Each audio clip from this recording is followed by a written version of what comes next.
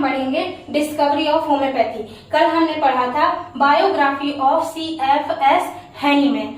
तो discovery of homeopathy में जैसे कि हमने कल पढ़ा था कि जो हैनीमैन है हमारे फादर ऑफ होम्योपैथी, उन्होंने क्या किया था, जब वो लिप्जिग यूनिवर्सिटी गए अपनी स्टडी को कंप्लीट करने के लिए, वहां पे अपनी रोजी रोटी के लिए उन्होंने क्या किया था, लैंग्वेज को टीचिंग करना, लैंग्वेजेस फ्रेंच हो गई, जर्मन लैंग्वेज, इनमें टीचिंग शुरू की। उसके साथ साथ ट्रांसलेशन, उन्होंने कई लैंग्वेज की बुक्स को अदर लैंग्वेज में ट्रांसलेट करना शुरू कर दिया था, जैसे फ्रेंच हो गई, जर्मन हो गई। लगभग 12 ऐसी लैंग्वेज थी जिनको हैनीमैन जी को 12 लैंग्वेज का नॉलेज हो गया था। जब वो लिप्जिग यूनिवर्सिटी में ट्रांसलेट करने लगे तो उन्हें लगभग 12 लैंग्वेज का ज्ञान हो गया था। तो तभी जब वो ट्रांसलेट कर रहे थे बुक्स को, तभी उन्हें एक बुक मिली। कौन सी book? Cullen's of materia medica. तो Hahnemann translating Cullen's materia medica from English to German. जब वो ट्रांसलेट कर रहे थे बुक्स का एक लैंग्वेज में दूसरी लैंग्वेज, एक लैंग्वेज से दूसरी लैंग्वेज में, तभी उन्होंने जो कूलेंस की मटेरिया मेडिका थी उसको ट्रांसलेट किया फ्रॉम इंग्लिश टू जर्मन। तो इंग्लिश टू जर्मन में कूलेंस की मटेरिया मेडिका को ट्रांसलेट करते वक्त उनके दिमाग में एक आइडिया आया, जिस वजह से एक न्यू सिस्टम ऑफ मेडिसिन मतलब होम्योपैथी का आविष्कार हुआ। जब वो कूलेंस की मटेरिया ट्रांसलेट कर रहे थे तभी उनके दिमाग में एक आइडिया आया। उसी दौरान क्या हुआ, एक न्यू सिस्टम, न्यूपैथी का आविष्कार हुआ, जिसे हम कहते हैं homeopathy. Cullens was a professor, जो कूलेंस थे उनके बारे में जानेंगे। Cullens was a professor of medicine at London. जो कूलेंस थे वो प्रोफेसर थे, ऑफ मेडिसिन के प्रोफेसर थे एट लंदन यूनिवर्सिटी।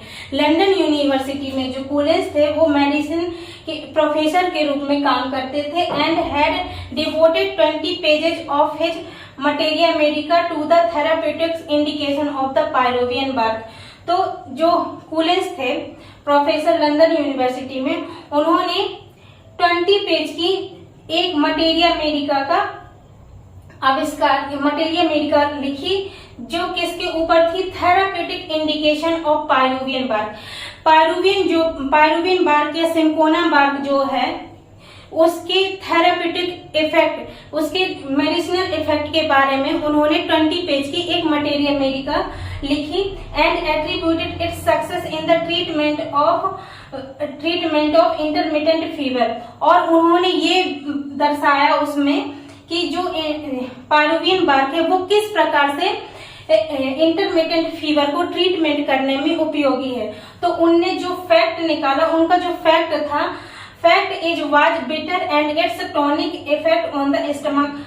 तो उन्होंने क्या बताया अपनी मटेरिया मेडिका में कि जो पायरोवियन बार्क है वो इंटरमिटेंट फीवर को किस वजह से ट्रीट करती है, क्योंकि वह बिटर है, उसमें कड़वापन होने की वजह से वह इंटरमिटेंट फीवर को ट्रीटमेंट करने में उपयोगी होती है and it's tonic effect on the stomach, और इसका स्टमक में टॉनिक इफेक्ट होने की वजह से यह इंटरमिटेंट फीवर को ट्रीटमेंट करने में उपयोगी है। तो Hahnemann was dissatisfied with this. तो जो हैनीमैन जी हैं वो इस तथ्य से सेटिस्फाइड नहीं हुए, तो उनने क्या, हैनीमैन वाज डिससैटिस्फाइड। तो हैनीमैन जी थे वो इस तथ्य से जो कूलेंस ने अपनी मटेरिया मेडिका में दिया उससे सेटिस्फाइड नहीं हुए, so that he did something quite extra ordinary. इसकी वजह से उन्होंने क्या किया, जब उनको ये लगा कि जो कूलेंस ने बोला है वो सही नहीं है, उसकी खोज में कि ये किस प्रकार, उसकी खोज में हैनीमैन ने कुछ एक्सपेरिमेंट शुरू किए, एक्स्ट्रा ऑर्डिनरी एक्सपेरिमेंट करना शुरू किए। उस एक्सपेरिमेंट में उन्होंने क्या किया, ही टुक द मेडिसिन हिमसेल्फ। उन्होंने ऐसी एक्सपेरिमेंट के लिए जो पायरोवियन बार्क या सिंकोना बार्क उसको खुद में एक्सपेरिमेंट किए, खुद ली। एंड हैनीमैन ने क्या कहा उसके बारे में, I took by way of experiment के लिए मैंने twice a day twice a day 4 dram of China. उनने कहा कि मैंने एक दिन में 2 बार 4 ड्रम ऑफ सिंकोना बार को खुद लिया। ठीक है। To this great astonishment he was attacked by symptom very similar to ague and malaria fever by this experiment. जब उन्हें सिंकोना बार को दिन में 2 बार 4 ड्रम लिया तो उनके ऊपर कुछ सिम्टम ने अटैक किया जो बहुत ज्यादा सिमिलर थे मलेरिया फीवर के। सिंकोना बार को हैनीमैन के द्वारा लिए जाने पर कुछ सिम्टम ने उनकी बॉडी में अटैक किया जो कि सेम टू सेम कैसे थे, मलेरिया फीवर के सिम्टम के जैसे ही थे। He conducted similar experiment on himself and other individual। जब उनने ये एक्सपेरिमेंट सिंकोना बार का एक्सपेरिमेंट किया उसके बाद उन्होंने और भी मेडिसिन के एक्सपेरिमेंट शुरू किए जो उनने खुद पे किए और अदर इंडिविजुअल मतलब दूसरे लोगों के ऊपर भी किए। And medicine whose curative action in certain disease has been well established.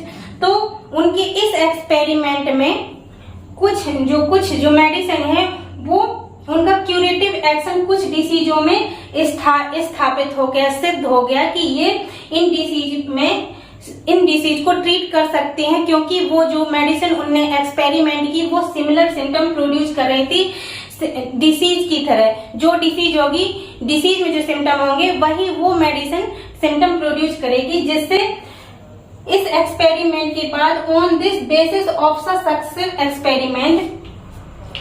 इस सक्सेसफुल एक्सपेरिमेंट के बाद Hahnemann came to the conclusion.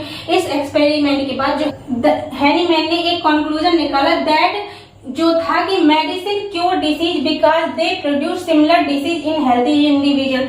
तो हैनीमैन ने जो कंक्लूजन निकाला तो वो क्या था कि मेडिसिन जो है वो डिसीज को क्योर करती है क्योंकि they produce similar symptom in healthy individual.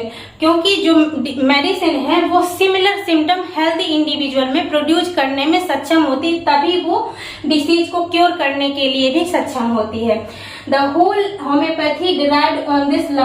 तो जो पूरी होम्योपैथी है इसी लॉ पे चलती है कि जब मेडिसिन सिमिलर सिम्टम प्रोड्यूस करने में सक्षम होगी तभी वो सिमिलर डिसीज को भी ट्रीट कर सकेगी। In the year 1796 the discovery was brought to light in this essay title. तो 1796 में जो डिस्कवरी है हैनीमैन जी की जो खोज है वो प्रकाश में आई इन ऐसे टाइटल। इस ऐसे टाइटल की वजह से ये जो डिस्कवरी हैनीमैन जी ने की 1796 में सामने आए, मतलब सबके सामने आए। In essay on a new principle for ascertaining the curative power of drugs। जो ऐसे था क्या था, an essay on a new principle for ascertaining the curative power of drug and examination of the previous principle। जो ऐसे था an essay on a new principle for ascertaining curative power of the drug।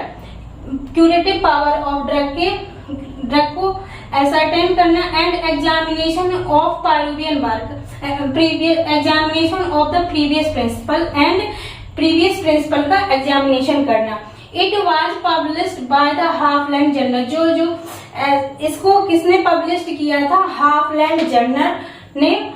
जो हाफलैंड journal थे उनने volume second के part 3 and 4 में page number 391 and 349 and 456 to 561 में क्या पब्लिश किया, इसने हाफलैंड जर्नल ने। हाफलैंड जर्नल कौन थे, वो हैनीमैन के साथ फ्रेंडली बिहेवियर था हाफलैंड जर्नल का। जो एक फिजिशियन थे, ऑर्थोडॉक्स फिजिशियन थे हाफलैंड जर्नल। रिचर्ड हेल एक फिजिशियन थे जो होम्योपैथी में वो कन्वर्ट हो गए।